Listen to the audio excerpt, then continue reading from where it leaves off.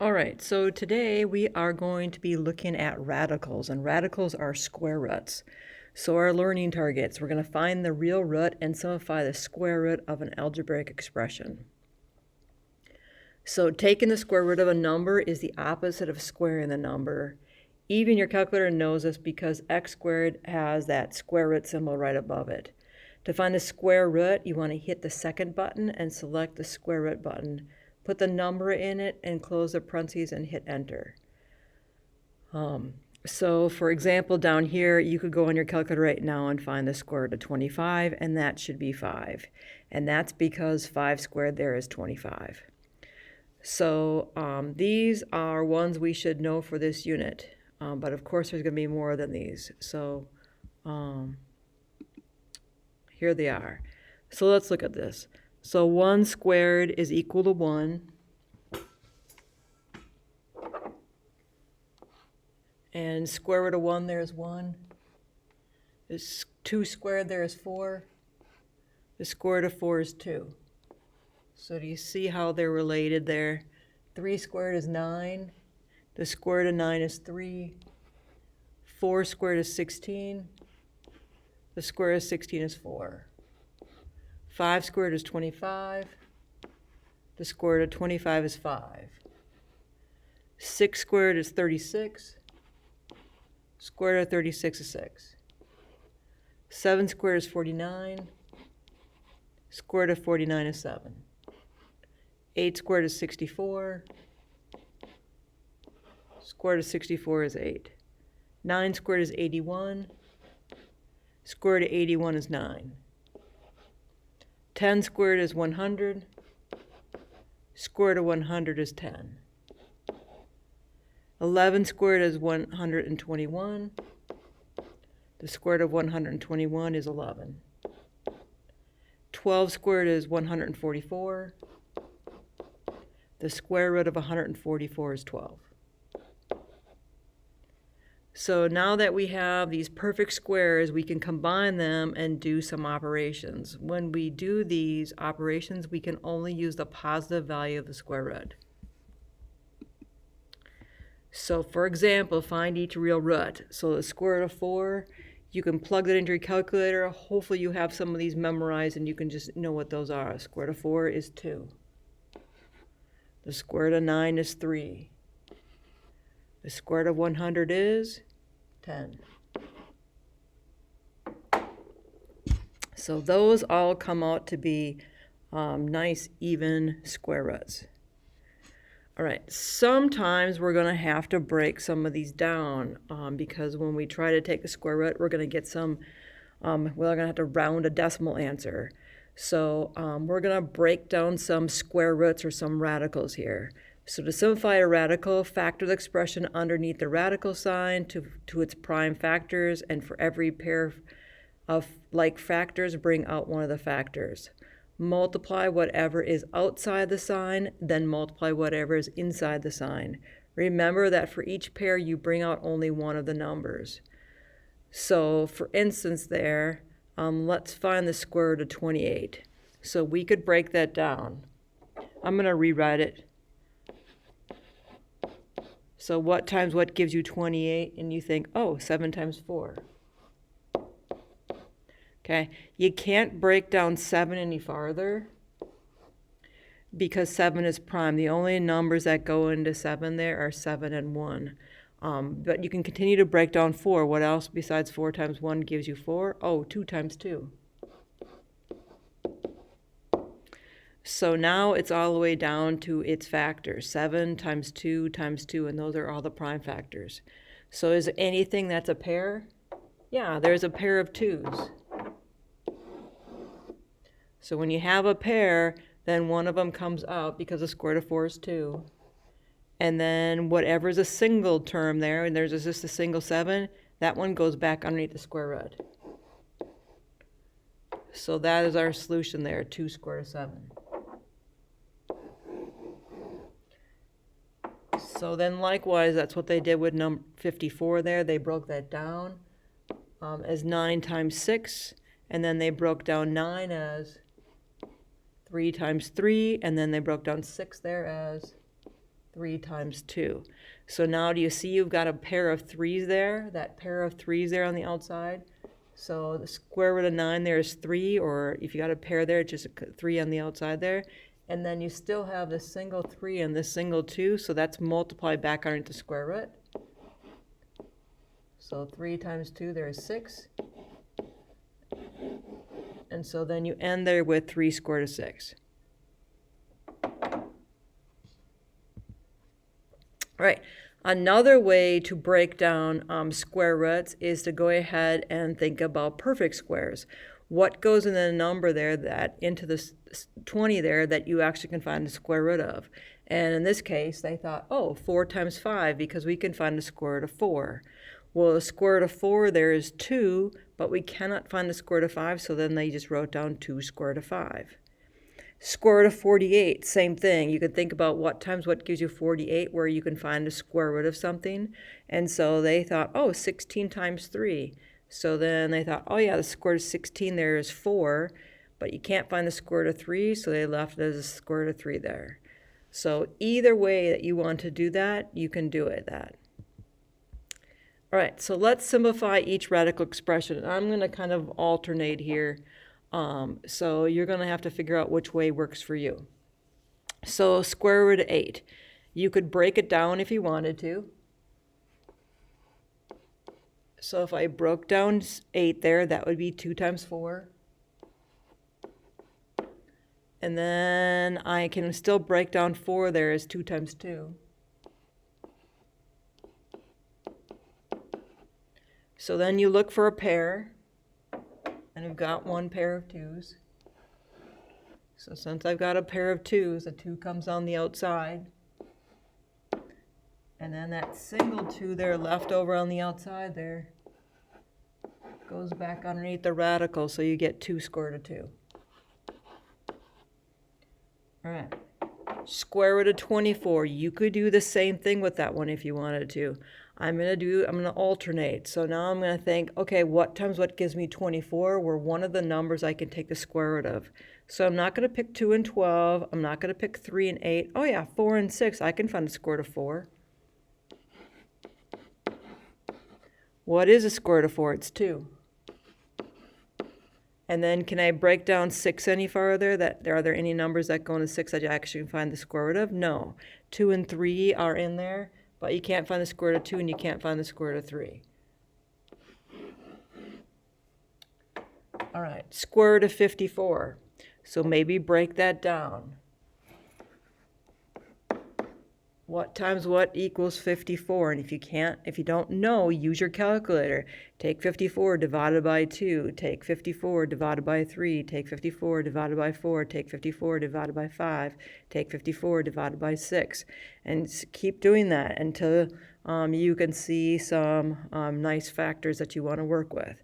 So but I know my multiplication facts here, and hopefully you do too, but if you get stuck, and the numbers sometimes will get large on you, you're going to probably need to use your calculator at some point.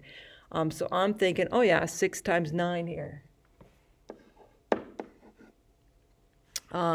6, I can keep breaking that down as 2 and 3. I can break down 9 as 3 and 3. I'm looking for a pair. I've got a pair of 3's. So the 3 goes on the outside. That 2 times 3, there's a single one of each of those. So that's going to go back underneath the square root. You're going to multiply them together, and you get 6. So the square root of 54 is simply 3 square root of 6. All right, what about 44? Well, I'm thinking, again, I'm alternating here, so now I'm going to think, oh yeah, what times what gives me 44?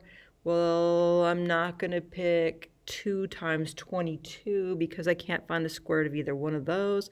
Oh yeah, 4 goes in there. 4 goes in 11 times, and I can find the square root of 4. So square root of 4 is 2.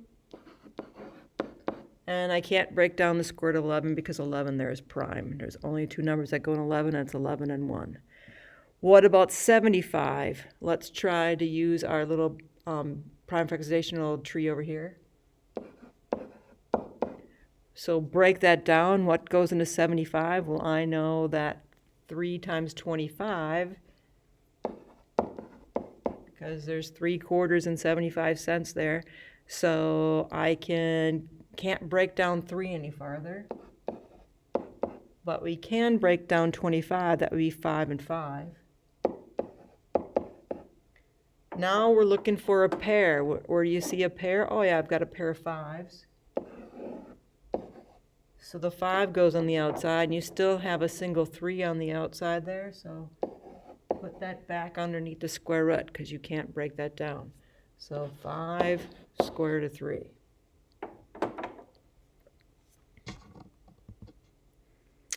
All right, so now let's simplify each radical expression here. We've got the square root of 16x to the 8th. Now I put in some variables in here. The nice thing with even variables, and this only works for the variables and with even variables here, the powers there are even. You can put a nice little 2 here on the outside. And so when we do this, find the square root of 16, which is 4. And then x to the 8th, and you're doing the square root of that. You can just take 8 divided by 2, which gives you 4 for the power.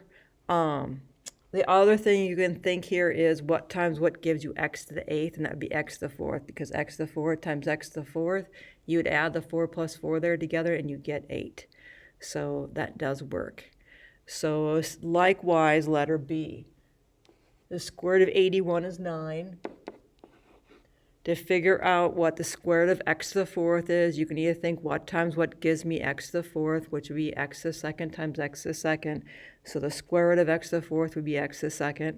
Or you can do 4 divided by 2 there, and it'll give you 2, so you get x to the 2nd. All right, letter C there is square root of 48x to the 4th y to the 2nd. Now we've got 2 variables in there. Now, the square root of 48 does not come out nicely, so you're going to have to break that down. So either go ahead and use your little prime factorizational trees that we've been doing, or you can think, what's the number that goes into 48 that I actually can take the square root of? And I'm thinking, oh yeah, 16 times 3. And then I'm going to do the square root of x to the 4th and y to the 2nd there. I'm going to put my little 2 out there. So the square root of 16 there is 4. I can't find the square root of 3, but now the square root of x to the 4th. You can either know that's x to the 2nd, or you do 4 divided by 2, which is 2, and you get x to the 2nd. What's the square root of y to the 2nd? You can do 2 divided by 2, which is just a single y. Or you can think y times y gives you y to the 2nd, so the square root of y to the 2nd there is y. So the only thing that's a single one in there ends up being 3. All right, letter D.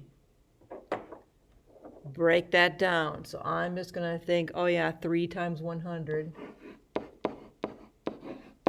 will give me 300. I'm going to put this down, square root of x to the 2nd, y to the 2nd, or y to the 6th. My little 2 out there. The square root of 100 there is 10. Can't do anything with the square root of 3, so I'm going to leave that underneath the square root. Now, x to the 2nd, and you're taking the square root of that. You can put that little 2 there out there, and then go ahead and divide it, so that gives me x to the 1st. Y to the 2nd, taking the square root of that, gives me y to the 3rd, because 6 divided by 2, there's 3. So far, so good. Let's look there at something a little different. Notice this time what happens there if the powers end up being, for instance, an odd power. Well, we're going to have to do that a little different. But let's start off with the 8 there. What goes into 8? Well, 4 and 2. X to the 3rd. So our little trick there that we've been using only works if you've got even powers there for the variables there. So we're going to break down that x to the 3rd. So what you're going to do is you're going to go down 1 power from x to the 3rd, which is x to the 2nd. And you still have a leftover x there. Because x to the second times x to the first, you add the powers there and you get x to the third. And then we have a y to the second. So let's put our little 2 out there. So the square root of 4 there is 2. I can't find the square root of 2. All right, the square root of x to the second. Remember, if they're even powers, you can go ahead and divide them and you get x. So that goes on the outside. There's an x to the first. If you were to divide that by 2, you get x to the 1/2. And so you don't want a fraction with those. So just put that single x back underneath the square root with that 2 over there. And then y to the second, taking the square root of that, or just taking 2 divided by 2 there, you get 1. So you get y to the first, or just y.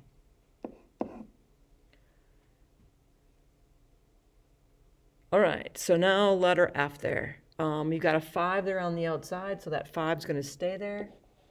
Break down 200 there. What times what gives me 200? 2 times 100.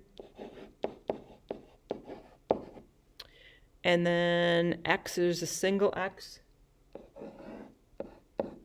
And then we've got a y to the second. So remember I told you if you've got an odd number, you want to break them down. Well, you can't go any lower there than x to the first there, so it's just got to stay in there. So the 5's going to stay there. The square root of 100 is 10. Going to leave that square root of 2 underneath there. You can't take the square root of that single x underneath there, so I'm going to put that one over there by the 2 underneath the square root. Square root of y squared there, 2 divided by 2 there with your powers there gives you y to the first. So then we're just going to multiply everything on the outsides there together.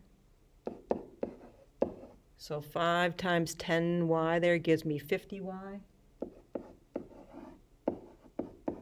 And the square root of 2x there is underneath the square root together. All right, let's try another one of these. So the 3 there is on the outside. It's going to stay. Break down the square root of 20. I'm going to think what times what gives me 20 that I actually can find the square root of. I'm not going to choose 2 and 10. I'm going to choose 6 and 4 because I can find the square root of 4. And I said 6. It's 4 and 5. So 4 times 5 there. And then square root of x to the 4th. That's an even power, so that's good. But we've got a y to the 5th in there, so since it's an odd power, you want to drop down by a power. So 1 less than 5, there's 4. And then you still have to leave a y to the 1st in there because 4 plus 1 there will give you 5 for the y to the 5th there. All right, so now let's find the square root of everything. So square root of 4 is 2. Can't find the square root of 5. The square root of x to the 4th there is x to the 2nd. The square root of y to the 4th there is y to the 2nd because 4 divided by 2 there is 2. You can't find the square root of a single y there, so that single y goes back underneath the square root. All right, so now combine everything on the outsides. 3 times 2 there is 6. And then we have the x squared and the y squared. And then I've got 2 things underneath the square root there. Put them together underneath the square root.